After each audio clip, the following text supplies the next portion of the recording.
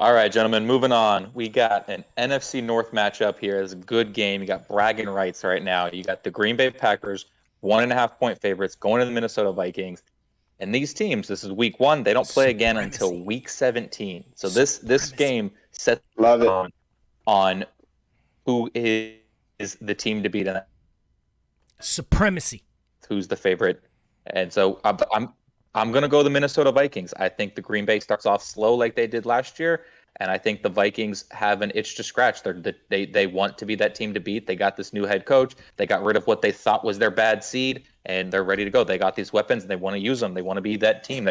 They need to get something done before Jefferson says, "Hey, I'm out of here. I want something new." They need to do something before Dalvin Cook gets hurt again. They need to do something before Kirk Cousins says, "Hey, my career's over. I'm done being a top 10 quarterback. I want to move on and being retired." Sell it. You were talking to me about earlier, Brady, about how Green Bay started off so bad last year. When I touched on what you were telling me. Oh yeah, because last year the Saints beat them 33-3. Like that was a bad game. Like there's all those offseason ugliness that was going on with Aaron Rodgers and things going on, and then I think it's a similar situation. Aaron Rodgers and the Green Bay Packers need time to get that offense gelling. And the Vikings, I think, are just going to be ready to move and get that ball rolling. I think this is one of the more intriguing as the whole season goes on divisional matchups right here, because I think the Vikings have the opportunity to take this division ultimately at the end of the year. We're going to see. I think they have a legit shot personally too.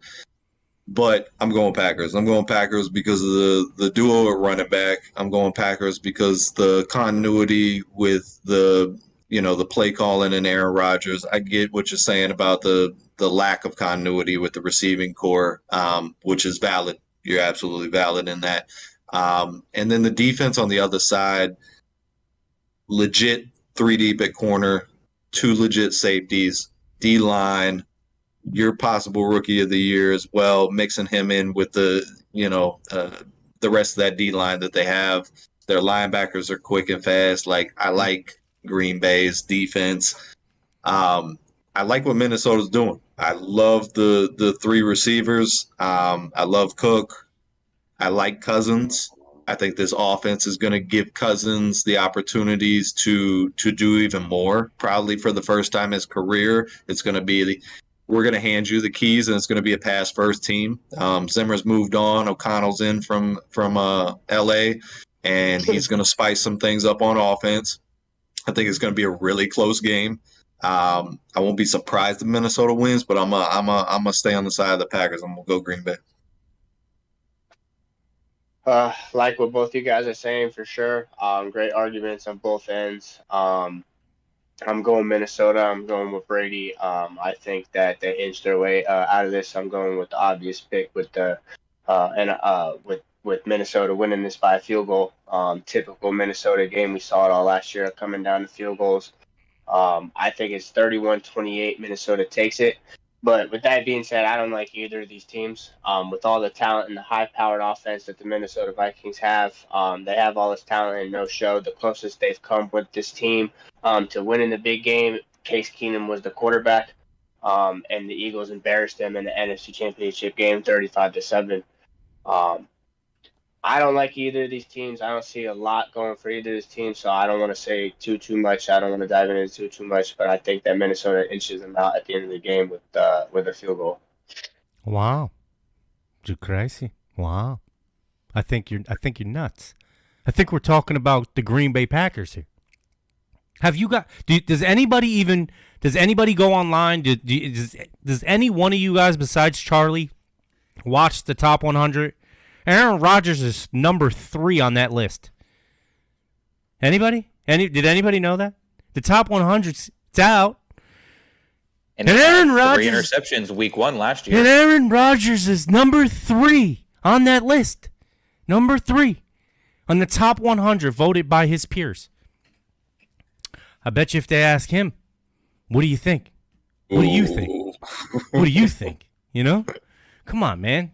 I'm taking Aaron Rodgers, bro. You know what's even more crazy about you, Brady, right now, bro? You called out Quay Walker, bro. They got Devontae Wyatt and Quay Walker on defense for the Green Bay do. Packers. They These do. cheeseheads over there, them lucky son of a guns. All right, you got. If you listen, I said the difference maker was that offense was going to start off slow again. That's the difference maker.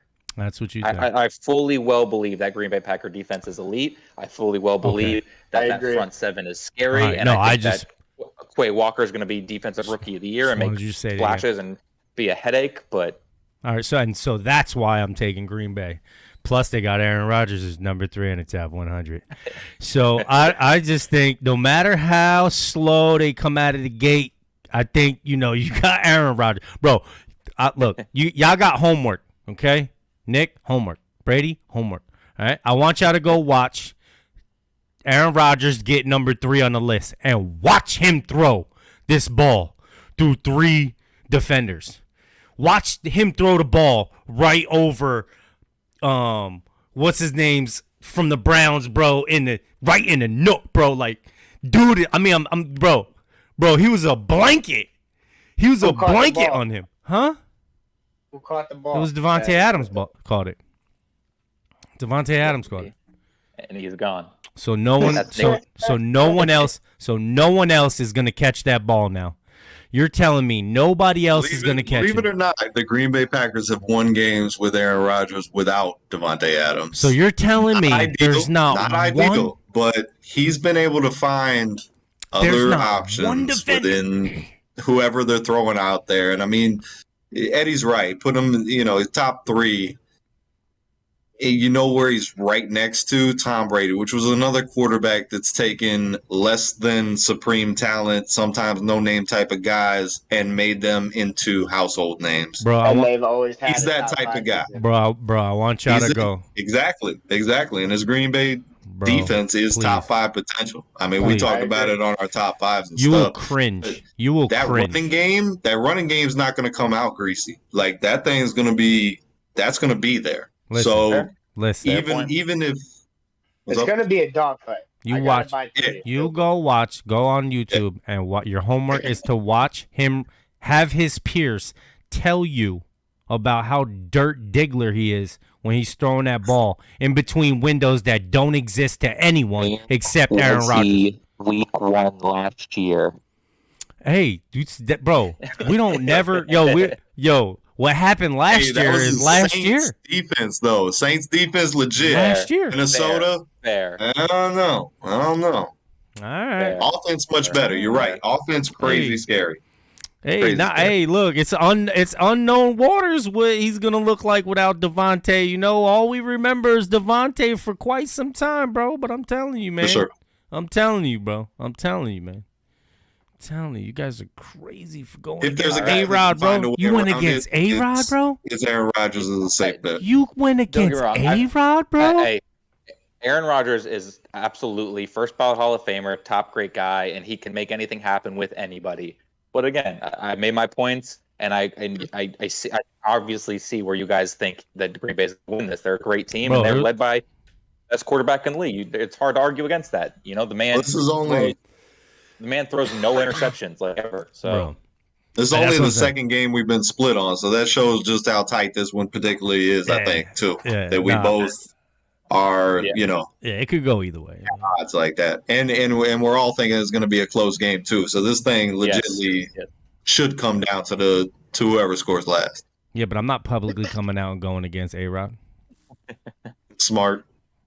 All right. He owns the Bears. Rolling. He owns the Bears. You want him to own you? Nah, man. Aaron Rodgers out here owning everything, bro. Nah, bro. Nah. All right. Moving on. Split ship on that one. Keeping the ball rolling. Kansas City Chiefs, a big 6-point favorite going into the Arizona Cardinals. I think that's kind of disrespectful to the Cardinals. I do think the Chiefs win this, but I think that's a knock on the Cardinals. I know they go really hard at the beginning, and then they fall apart at the end since Kyler Murray's been in the league. I know that's been their MO, but still, that's a shame. I understand Kansas City is a great team, and they said, hey, let's move on from Tyreek Hill because we want these great pieces around Patrick Mahomes. I understand that. but it's still the Arizona Cardinals. You still got Kyler Murray and Cliff Kingsbury, and they have a connection, and they know how to work together, and they can read each other's minds, and they have a playbook built around them. But still, that's where I just see the 6-point spread being a little bit disrespectful. But I do see the Chiefs winning this, just because they're a better team all around. Because like I said, they let things move on. Because they wanted to have a better team. They didn't want to get embarrassed like they did in the Super Bowl. Eddie's favorite moment of history right now, apparently, is the Tampa Bay Bucks making Patrick Mahomes run for his life. Yeah, He does like in that the Super Bowl. it was just one so thing recent. to add is that both teams in this offseason are now wide receiver 1 lists compared to what they've been for 3 years. One guy is suspended for 6 games and one guy moved over to Miami. So it's different scenarios, but both teams are now figuring out a different offense for this beginning of the season. I don't think it's enough points. I'm going to go totally opposite of you. I think that Kansas City defense is going to match up really well against what Arizona is going to bring to the table this week. You got Rondell Moore a little banged up. Chase Edmonds is a guy that's not going to be mentioned a lot as far as being missing from that offense, but they're going to load up on Connor.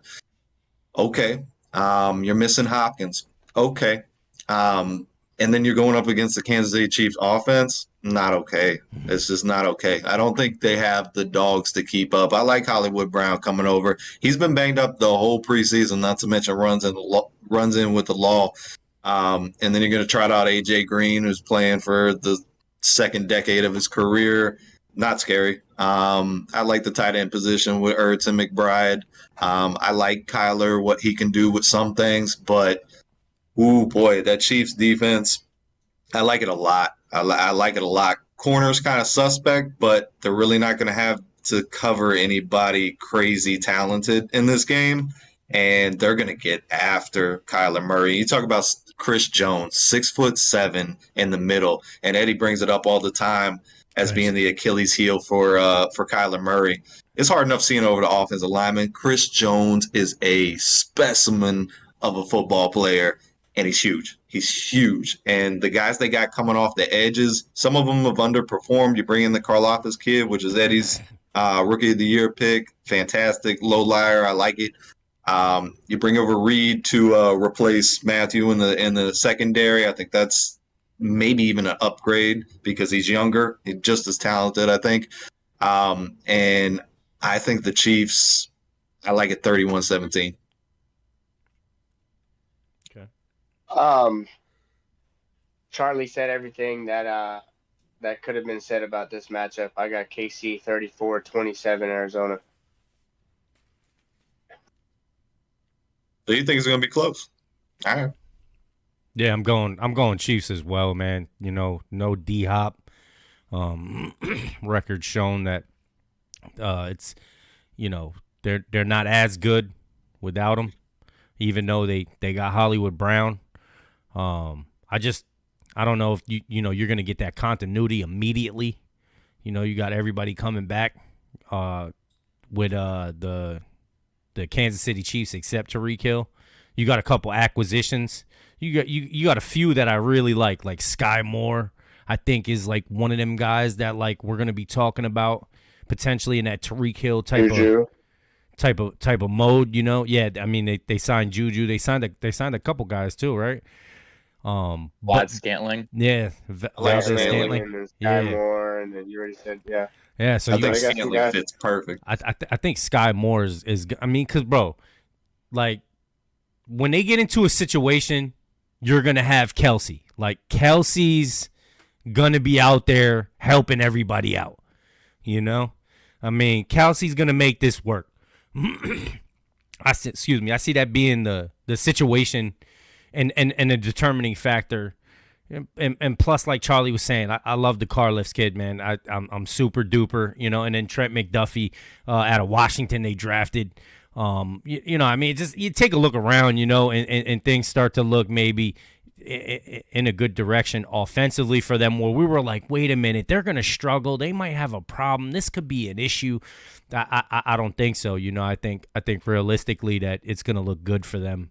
And I think we're going to see it early and we're going to see it often this year. And I think Sky Moore and And again, like I said, what Travis Kelce brings to that team is also something that's underrated and not spoke of a lot. He's kind of like also a coach and a quarterback on the field, telling guys and coming back to the huddle and telling the offensive, the offensive squad, like, look, this is what's going on. This is what they're doing. This is what we should do.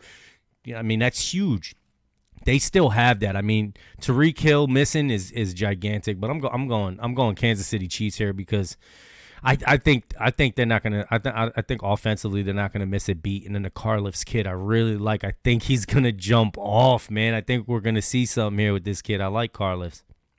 I mean, I agree. I think the Chiefs are what the Cardinals want to be. Yeah. Mahomes is better than Murray. Well said. You got Kelsey is better than Ertz. You got Juju's better than AJ.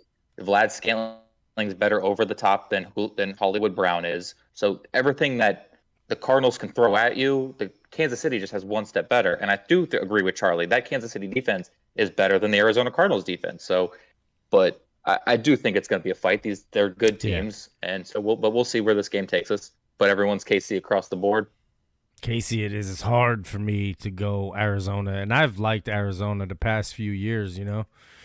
I liked what they were doing. I liked what they were capable of, and I don't know, today on this game this week, I'm taking the Chiefs, man, because I just think they're gonna come out victorious. They're gonna be harder to stop for me. I think they're gonna be more difficult to stop, and I think KC has a roster and what it takes to get the job done when it comes to defensively trying to stop Arizona. Carliffs is gonna be coming around that corner like 100 miles an hour. I think this is gonna be a good season for him, bro. We'll see. I think Arizona's got quite a few question marks / deficiencies at a lot of areas for me.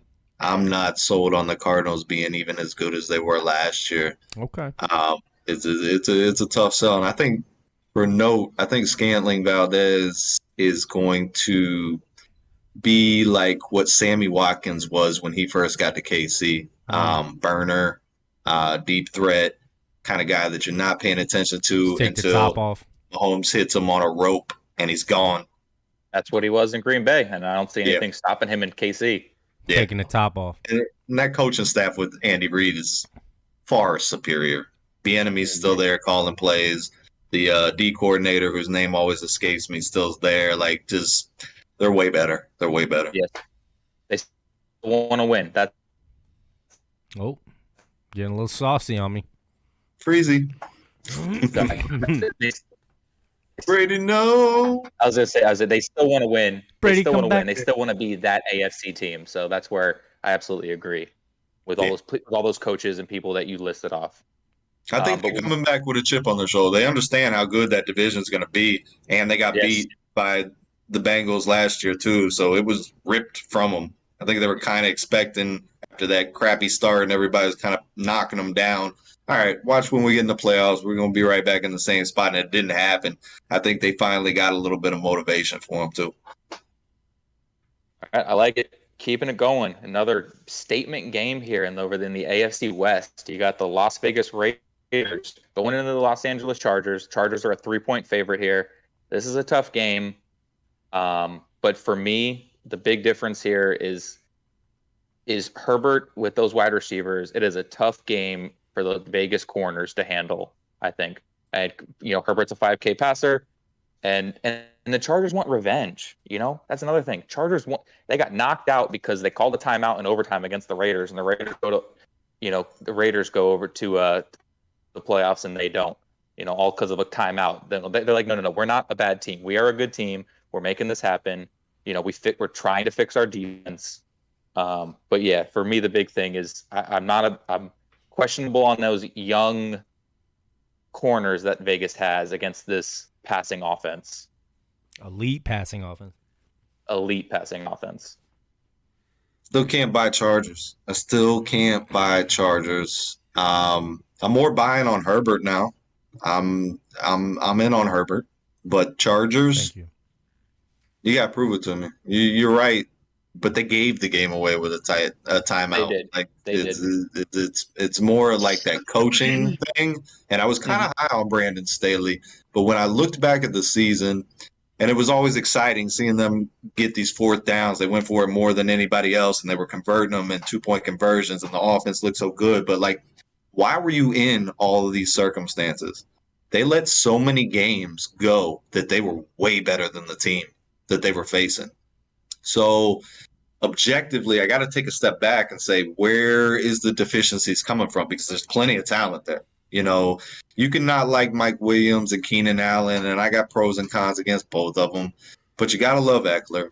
You love what they're doing on the offensive line. They went out and spent money on defense. Like, they're putting the pieces together, but can you make a jump that you haven't even made in a better AFC West this year? No, now everybody else got better too. You know, Devontae Adams is on Oakland or on Vegas. You know, the Chiefs retooled and they're still the same Chiefs. And then you got Denver bringing in Russ, so they're better. So I got to see it from the Chargers. I'm going to take the Chargers, though. Saying all that stuff, I'm going to take them. Curveball. It's so close. It's so close. I really want to take the Raiders, and I think the Raiders have the better season, but I'm going to go Chargers. I'll probably regret it come, Sunday. I think I'm going to, because I like the Raiders and what they got going on a lot better than I do the Chargers. But I'm gonna go Chargers. They're at home, 3-point game. That's what I got. Curveball. You're killing me, Charlie. Leave me some stuff to say, because you got it right on the head 2 weeks in a row. It's so close for me too.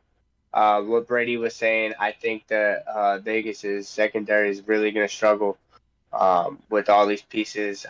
Like you said, Eckler and Herbert, and then Mike Williams, Keenan Allen, and then you also got Joshua Palmer, who I was talking about kind of being a sneaky fantasy guy coming into this year. So I think they're going to work magic, and I think their defense is much better than Vegas's. They went and got Khalil Mack, and then they got Kyle Van Noy, and then they're J.T. Jackson and all these guys. I think that ultimately that the Chargers take it. It's going to be 35-31 Chargers. It's going to be some points on the board, and I think it's going to be a fun one to watch. And Herbert's going to have Herbert, and I'm high on both these guys. I've talked about both these guys. I'm buying more into the Chargers lately. I was real high on Vegas as well, because I do like Derek Carr. I think Herbert's just a little bit better. Where's Mr. Trench and quarterback at? Because right here, the argument for me is that the Chargers take it. Yeah, so the Chargers are gonna take it because the Raiders are gonna struggle in the trenches. Alex Leatherwood got cut. The Bears picked him up. We talked about that. I actually talked about how when I was doing my trench on how I liked the Raiders trench on the D side, but I'm not liking it on the offensive side. And I think that's where they're going to struggle. We take in the Chargers here, but not one person has said anything about Khalil Mack. And I think they brought over Khalil Mack. Did you say Khalil Mack? Did you? Yeah, well, I said that they added him. I was just listing off some people. I said Khalil Mack. I just think that Kyle Van Noy and Joseph Day, and then Joey Bosa. That and Mack and Bosa is what because Bosa kind of like never. I mean, he had Ingram for a little bit, right? And then Ingram got hurt, and then he's gone, and then so for a while it's just been him. So I think this is going to rejuvenate Bosa. I think potentially this could allow Bosa to have that kind of year he's been looking to have. I think that this is going to go, Darwin James covering, Waller, I think, And their secondary is much better too. I would love to see J.C. Jackson and Asante Samuel Jr. Well, J.C. Jackson may not play in this game, so we might not get. I think he's out. He's out. Is he out? I think so. Yeah. Yeah, I think I seen that he was out. I think I seen that already. That's why I said I don't think he's gonna play. Game time decision. Yeah, is what I'm reading here. Yeah, but I don't. From what I watched the video before, I don't think he's gonna. Tough one to walk off. I don't think he's gonna play. This is. You might as well just go ahead and try to double him and put two dudes on him who are fresh that got good non-Carson Wentz ankles. You know what I mean? So I just think that I think that the Chargers are trending in the right direction. I think that these defensive pieces that coming in are going to be that link that allowed them to be in all the things that Charlie talked about last year. Why are they in these positions to begin with? I think that this is going to be something that is going to help them get over the hump. You know, just having the presence of Khalil Mack and what he did for that Bears defense, I think, is going to speak volumes, and we'll see it over here with the Chargers as well. I mean, you know, at least week 1 anyway. Maybe not down the stretch. We'll see how they unfold and how things turn out down the stretch. But I'm thinking week 1, we're going to get to see a good Charger team. And I've always said that the Raiders were going to come out the gate slow, and I think they're gonna, especially now because of the trenches. I think everything's just trending in that direction for them to get out slow. How many of the Raiders' offensive linemen that are still on the team played with Khalil Mack when he was there? Any of them? Probably not. They've rotated so many people. Yeah, I mean. It's been a while. Even what's his name? Just an interesting question, because if there's a left tackle or a guard or a center in there somewhere who knows how to handle him or has worked with him, you know, I mean, I definitely not the right tackle and the left tackle. I mean, I like Khalil Mack and Bosa. I like them, but I like the other side for the Raiders better. I like Jones coming over to pair with Max Crosby. If I had to take a twosome, I would take them over Khalil at this point in his career and Bosa. Love Bosa. Love what Khalil Mack has always been, but I feel like he might have taken a step back. It pains me because everything I got going preseason wise is Raiders. It really is. I love Derek Carr this year, and I love the 2 edge pieces there, and I like the Raiders offense as a whole. McDaniel's coming over. I just think the Chargers are going to be the better team on this particular day. Game of the week potentially? This is the hardest one for me to pick because I really want to pick Raiders, but it's so this one's harder than that. Though, yeah? Yeah, this one's harder than the Green Bay, Minnesota one to me, the Buffalo Rams one. Like this, we talked about it pre-show. This one definitely was the toughest one for me. All right, everyone's Chargers, but it should be a tough fight game. You know, they both want to be having one game behind a division rival in that division is starting week 1 is hard to come back from. So. But we'll see. It'll be an interesting game. It's going to be a fun one to watch for sure. That one will definitely be on the TV. Keeping the ball rolling. All these AFC West games are going to be dogfights. They're all going to be dogfights. Keeping the ball rolling. We are now on to Sunday Night Football. You got the Tampa Bay Buccaneers going into the Dallas Cowboys. This is a rematch of the NFL kickoff last year. There's an NFL last year of 2021 where Buck won 31-29 off of good. It was a good energy. Everyone, at that point of the game was to see how good Dallas was and if the Bucs were still Super Bowl ready. And that was a good game last year, and I think it's going to be another good game this year. For me, the difference maker is wide receiver depth. The Bucs have, all the wide receivers are basically healthy. Where you got the Dallas Cowboys, 2 of their top 4 receivers are out this game. So that for me, that's the difference maker because they're both passing teams. And Dallas is going to be, missing those pieces. Hard to argue. I think both defenses are good, not great in the secondary, and I think that's where the exploitation's going to come from. Dak Prescott on one side, Tom Brady on the other side. You're right. Receiving options definitely favor the Bucs. Noah Brown, their 3rd wide receiver, Dallas's 3rd wide receiver, is banged up too. He kind of going to be a game time decision. I like the tight end position, and so does Dak with Schultz. I think that favors the Cowboys. I think the running game is kind of null and void, but I like the wild card being Pollard in this game. I think he provides a matchup advantage for the Cowboys that the Bucs really don't have. I watched Leonard Fournette drop way too many passes last year. You don't have Ronald Jones either. You do got some young backs that are starting to earn the trust, it looks like, through preseason and a little bit last year, but still unproven guys. Can the Bucks run the ball? Can the Cowboys run the ball? I think it's kind of a wash between those two. I'm going to go Dak. Agreed. I'm going to go Dak outshines at the end of the day. I think he has a hell of a game, and I think it's a 2-point game. I very well could see the Bucks winning. I'm going to go Cowboys here, though. I think it's going to come down to the quarterback play, similar to what it was week 1 of last year, where both of them just shined brightly, and it was a hell of a game, and it ended up being the Bucks by the field goal there at the end. I think this time around it's going to be the Cowboys by a similar margin in the end. We got Long Nick. pause, Nick. Long pause. I don't. Legendary pause. It's because I don't Wait, like saying this- anything good about Dallas.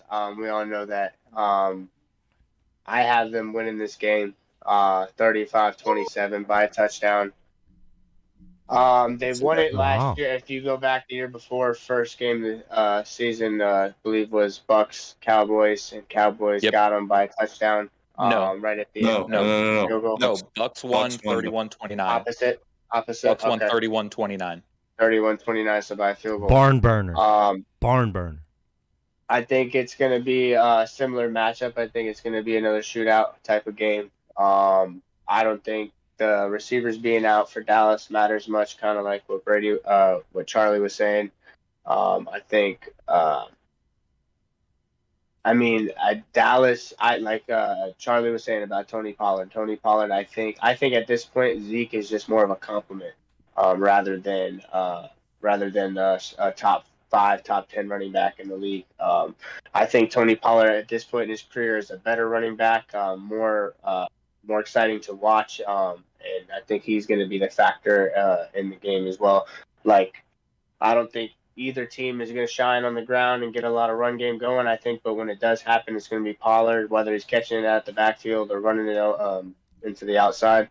35-27 Dallas. I'm gonna go ahead. I'm gonna take Dallas. Taking Dallas. Taking All right. Dallas because I don't like this offensive line coming out week 1 for the Tampa Bay Buccaneers. All right. And I got to pause you there because have you looked at Dallas's offensive line? That's the only thing I can You say. can get your 2 cents. He already knows. Trust me. He's going to say Dallas's offensive I line from already here know, on yeah. out. Let him go. Yeah, because you got Dallas on the other end. Collins is gone. I spoke about that. And then you got the left tackle that they've drafted in the first round for years. Why is his name slipping right now? Tyler Smith. Tyron Smith. My bad. Tyron Smith is is done for the year. You know what I mean? Yeah, IR, yeah. Yeah. So obviously they're hurting, you know what I mean? But look, at the end of the day, Tyler Smith is coming in and he says he's the guy. So he's not injured, and I think that I think their line's gonna hold up better. Because look, I'm looking at it now. Yeah, it doesn't look good at all. It doesn't look good. He's got Zach Martin. Zach's in there. You ready for me to argue? Because you're Mr. Trenches, and I will argue these trenches right now on O-line. Yeah. Give me what you got. Bucks. All right. I'll start with the Bucks. I agree. You got a backup center. Bad. That Yep. hurts you. Mm-hmm. Bad. And you got a back. Snapping the ball. A third string. You have a third string guard. Mm-hmm. Okay. Agreed. That's Yeah. rough. Okay. On the other guard, Shaq Mason, who replaces Alex Kappa, Mm-hmm. that's an upgrade. Whether you like it or not, he was 35th on Pro Football Focus amongst all players. He's a better guard than Kappa was, so that's an upgrade. So you have 2 bad, 3 good. Now let's look at Dallas. Tristan Wirfs is questionable, so. Okay, you're fine. Your starting tackle has an oblique issue. I'm just saying, he's questionable, right tackle. so he's definitely not going to be playing every series. He'll play every series. All right. Okay. Well, he tried that shit the last time he got hurt. Let me go to Dallas because I will do this. Zach Martin, stud. Your guard position, great. Absolute. Your center was the 18th ranked center last year. He is below average. Okay. Your left guard, Connor McGovern, is a utility guy. He's not an offensive lineman. Okay, he's played every position there. Interior lineman. He's played tight end. He's played fullback. They don't know what they're doing with him. They just have him rostered because he can do it. Yeah, he's not if great. he's getting it done, he's getting it done. You know. Okay. I mean, look, they also signed Jason tackle, Peters, and we're waiting. Your right tackle. Hold on. Let me keep going. Jason Peters is a practice squad guy. All right. Don't even let me get started on that because you can't even mention him because he won't even be suited up for this game. Well, I mean, we signed him, so I mean, he's on a team. So he's practice squad. He's not signed. Right. Now. No, he's not on a 53 until he's ready to play. Now your right tackle. I heard he's got a pass. Steele, who is replacing Collins. Collins was the 11th ranked right tackle in the league, and you're replacing him with Terrence Steele, who is right when it comes to power moves, kills every time. So when you put Joe Tryon against him and just say, "Hey, Joe Tryon, bullnose him, bulldog him, bull rush him," Joe Tryon's going to win that. Now let's go over to where Tyron Smith, the number 3 ranked left tackle in the league, is now gone, and you replace him with Tyler Smith, who was drafted as a guard. Still a Smith, though, you know. Tyler Smith. Technical difficulties on the set. Tyler was drafted as a guard. You're now throwing them into left tackle, the hardest position to play in the trenches. Correct? Yeah. Correct there, Mr. Yeah, no, Trenches? Definitely it is definitely Hello, hard. hello. So you have a rookie who his pre-draft grade was here. Let's listen. Has bad pass protecting, and he's really bad at penalties. He had 16 penalties last year, 12 of which were holding. And you're going to put him against Shaquille Barrett, the man who does nothing but spin moves and arm drags, and you're going to tell me he's not going to have holding? And if you're going to say the trenches are better for Dallas, I'm sorry, you're losing me. Yeah, I mean, I just overall, you know, I mean, I think I like the D line. I like the D line of Dallas coming in and everything they got. You know, they got some studs. That kid Sam, we're gonna find out. He's definitely elite. He's had an incredible preseason coming up. You know, I think you can make a case for both sides. I think the offensive line probably will edge out to potentially be a little bit better. But, you know, we don't know if Tristan Wirfs going to play. I think Tristan Wirfs not playing really makes that situation kind of like even out to be like kind of like the same amount of guys that are kind of out, you know, and chipped up for them. But Dallas is I think going to be able. I mean, and plus you got Dax a little bit more mobile, I'd argue, than what Tom Brady's got. I mean, Tom can't be taking too many steps, man. You know, I mean, Tom can't go far. I agree. But when it comes to blitzing and rushing, can't go far. What's the easier one to pick up? A guy up the center or 2 guys from the outside? What's the easier blitz to handle? What's the easier one to avoid? Yeah, no, it's probably definitely the interior. The one up the center. Yeah, if I had to pick one, I would say center. Yeah. I would hate to be Leonard Fournette. Have your running back come and block. You can't have your running back block 2 outside guys. One thing I do know is Zeke. He may have lost a step running it, but he is an excellent pass protector. Excellent pass protector. Leonard Fournette, on the other hand, you better not mess up. You better be focused on this game. I've seen too many games in a Buccaneer uniform where his mind has just been somewhere else, whether it's balls off his hands, just not being in the right spot. Like, there's just so many little things that are wrong with the surrounding area of Tom Brady that I just don't like. I can't go and say that the Cowboys offensive line is better because I think it's splitting hairs when you really just dive into it. I think the leadership and the continuity on the D line, though, for the Cowboys is a little bit better than what the Buccaneers are bringing. The JPP and the Ndamukong Suh, taking them both out of there, like I said it earlier, like maybe not talent for talent, because you're right, Tryon is a supreme athlete, but it's just the little nuances of the game that come with the veterans that they bring to it. Not to mention the whole pulling it together. Hey, you got to do this. You lose. Who's going to be that guy? Hicks. You lose. But you got Akeem Hicks, Vita Vea, Devin White, Levante Davis, Shaquille Barrett. They still got a squad. They do. Not what he's saying. That's not what he's saying. They do. But I'm just talking about the leadership qualities. One of those guys is going to have to really pick it up. And if they haven't done it in the past, it's going to be really new. That secondary, you got to prove it to me. You got to prove it to me because I'll give you some credit on some injuries and stuff, but you haven't been good for the past couple of years, and neither has Dallas. Eddie chronicled it with as many yards that were given up by Diggs. Yeah, he made the picks, but he gave up a lot of yards. So I think this is a points type of deal. I think it's really splitting hairs when you come down to it, and you got to just kind of pick a side. I don't think it's definitive one way or the other on this game. It's gonna be. I feel like it's gonna go just like it did the last time. It was back and forth. I don't think this is gonna be one of them. I mean, yeah, like if there's a hiccup on the offensive line on both sides, I think it hurts the Bucks more than it hurts than Dallas. It could because you're right. Because Dak Prescott, a year removed from his injuries, is more mobile than Tom is, and you're right, picking up a blitz right up the middle. But Tom does not want somebody coming in his face. He just doesn't want nowhere near my ankles, nowhere near. I mean, he's been gun shy since that injury. What was it, 6-7 years ago, where his knee got buckled on. He don't want that, and he even said, alluded to, I got so much shit going on. As a what is he, 42, 43-year-old? 45.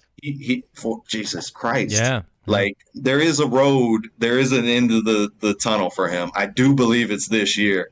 I'd like to see him just for nostalgia purposes go out on top. Okay. But it just doesn't happen. There's always somebody that's young that's coming up, and it's just going to be humbling. At some point, that's going to happen to Tom Brady. It happens to everybody in this world. Yeah, word up. Well said. So, like I said, I got Dallas here, but you make great arguments, and I really can't definitively just say, no, you're wrong or anything like that. Yeah. But I just brought the trenches because I know Mr. Trench is here.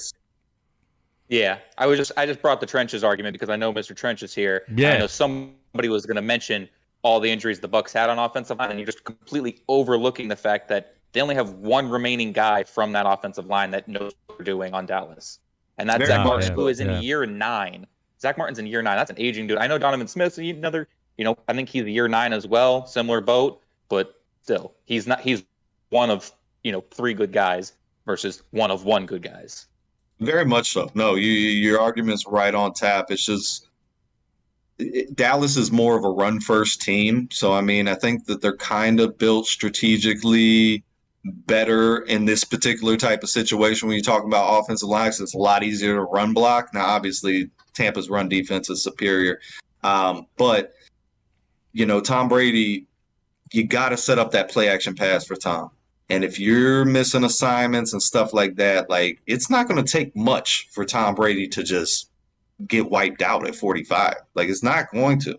If somebody misses Micah Parsons on a blitz pickup, it could be game over for dude. It's just reality. He's not young. Yeah. But yeah, this should be by far one of the best games of the week. I agree. 100%. All right, so you guys are Cowboys. I'll take that Bucks win. Appreciate it, gentlemen. No problem. Appreciate you. But we'll move on now. We got Monday Night Football.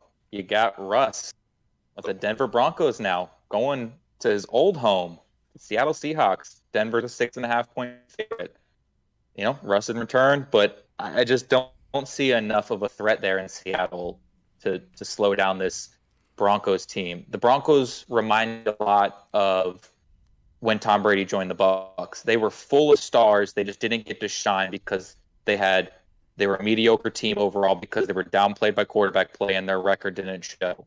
These big guys who are still making plays, and there's big wide receivers who do all these numbers. Oh, it's garbage time. It's not that good. Mike Evans isn't that good because Jameis is throwing to him in garbage time. It's not that big of a deal. But Jameis, Mike Evans, hey, let me catch 14 touchdowns for you year 1 with you, Tom Brady. These things like Courtland Sutton and Jerry Jeudy. I know we are high on them, and I'm not giving them that knock that people say, but it's a similar boat where I think Broncos are going to shine this year to when Tom joined Tampa. Wow. Yeah, I can't disagree with that. Can't either. I got Denver here, but I think Seattle is going to be like this year's Detroit, and I think they're going to be in a lot of games. Like they got absolutely nothing to lose this year, like absolutely nothing to lose. At least Atlanta's got some weapons that they're building around, and they got some hope.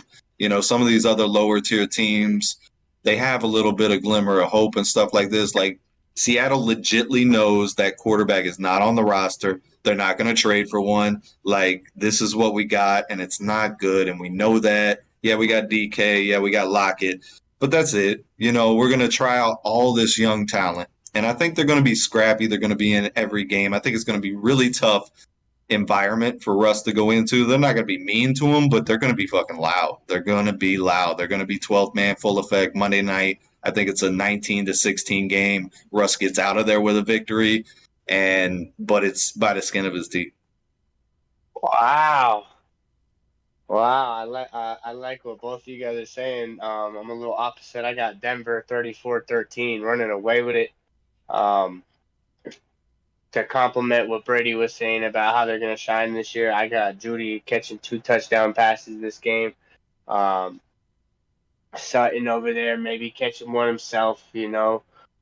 Maybe Russ scrambling in, showboat a little bit and get one himself on the ground. I don't know, but I think they're gonna run up the scoreboard. I think they're gonna run away with it.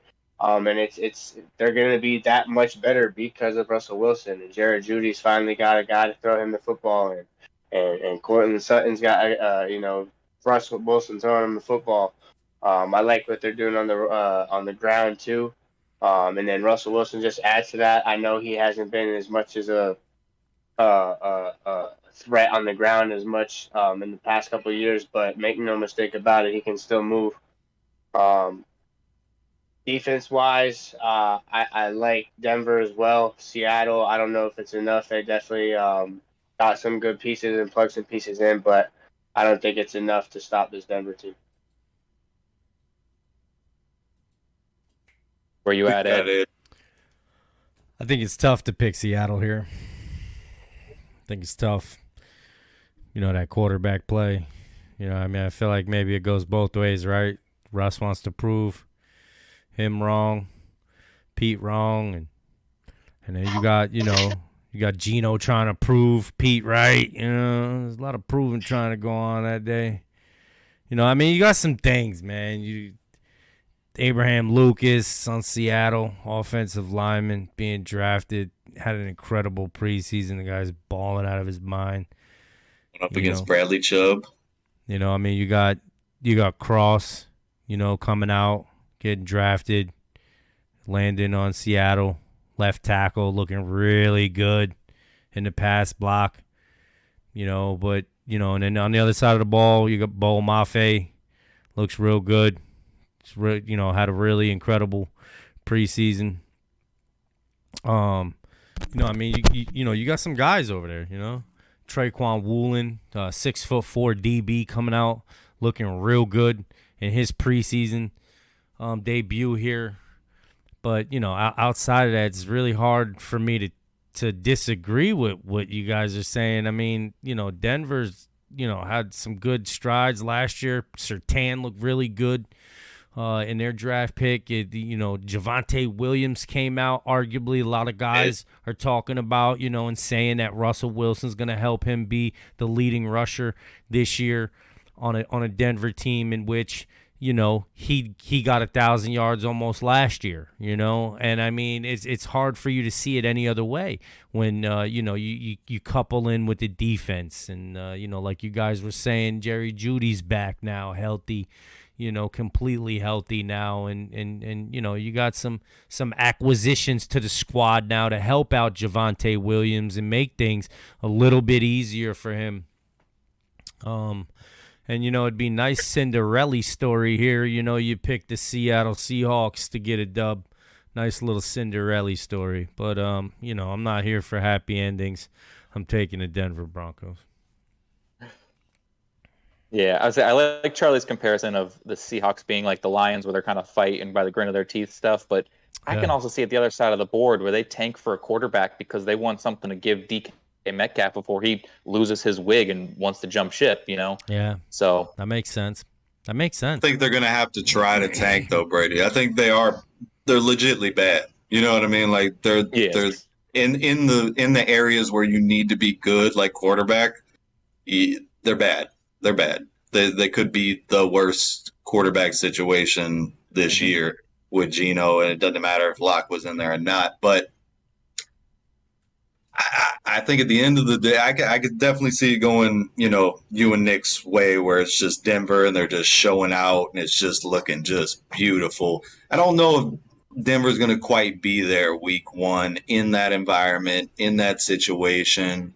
Not a lot of reps together and stuff still. This team's still figuring each other out. I think Russell Wilson will ultimately show why he did all the things in Seattle. I think he's going to be the difference maker there, whether it's a little bit with his feet, maybe it's the last drive of the game, maybe it's, tied up surprisingly at some point, and he is the de facto reason of why this game goes in favor of Denver. I don't think Denver is in any danger of losing this one, but I do think that Seattle finds a way to make this thing close, just ugly it up.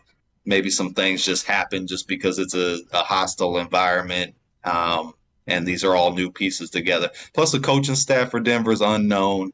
I'm not crazy about their offensive line. Like, there's things about Denver, even their defense as a whole, although they do have studs with Simmons and Chubb and Surtain, there are some pieces that are kind of like, okay, I want to see this kind of come together. They've had a good defense in the past, but their offense has looked that bad to where that defense probably looked a little better too. So I want to see some things from Denver. Fair. Randy Gregory is questionable Yep. that game. Been interesting to see him on the field. Suited up with Denver for the first time. Been some nice money on it. For sure. Yeah.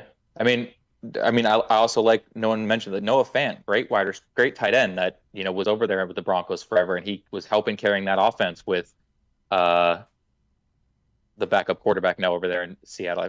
Name lost me already. Drew Lock. Yeah, Drew Lock. He was helping that. Drew Lock. It was a safety net for him, and he could easily be a safety net for Seattle too. But there's just not enough in Seattle for me this year at all for them to be a super competitive team. But I mean, they'll fight. It's the NFL. They've got talent. DK Metcalf can just outrun most people in this league. Right. So, but yeah, I mean, when you compare receiving cores, like splitting hairs between Metcalf and Lockett and Sutton and Judy. I mean, Judy hasn't proved anything. He's got the talent, but he hasn't proved it yet in the NFL. And Sutton has, and you can look at Metcalf and Lockett and almost give it to them being a better combo, more established, more, that have actually got work on paper together. So it's Geno Smith. It sucks. That sucks for Seattle. It's tough. But I think it'll be a good game. Hopefully, it's Monday night. Nobody wants to, turn their TVs off to 3-0. You're like, well, this isn't even worth watching anymore. Let me go to bed. Denver it is. But Denver across the board. Well, thank you, gentlemen, for tuning in. Yeah, good show. Thank you. Great week, great show. Week 1 picks, some unanimous, some split, some singularities. It was good. Good arguments. Yeah. I hope I'm right, of course, but we'll see. I know I'm right. All the same across the board. Make sure to follow and subscribe, guys. YouTube, Spotify, like always. You know the deal. Running routes. Appreciate you, boys. Yeah, hit us with your questions. Come back at us with where we're wrong and all that stuff. Thank you for all the support. Most definitely. Thank you so much. And we'll be back with the result in week 2 picks. But looking forward to hearing from you guys. Peace. Take it easy.